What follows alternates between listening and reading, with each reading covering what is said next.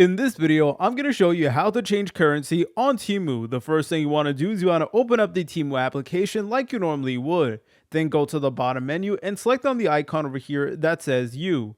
Then go to the top right and then select on the hexagon icon like so. And basically what we're going to be doing is we're going to be changing the country and region to a country that does have the currency you are looking for. So for this video, we're going to be working with Mexican pesos. So in order to change our currency, what we need to do is first we need to change our country and region to Mexico. So then all you want to do is you want to go ahead and press on it like so, and then go ahead and press on switch to just like this. Then all you want to do is you want to go back over here to where it says U, then go to the top right and select on the hexagons like so, and then this time you will automatically notice that it will actually switch your currency. So now we are able to use Temu using pesos now, and we can see everything in pesos and stuff like that. And guys, at any point in time you guys could change the country and region, and in turn it will change the currencies. If you guys found this video helpful, make sure to leave a like and subscribe. I'll see you in the next tutorial.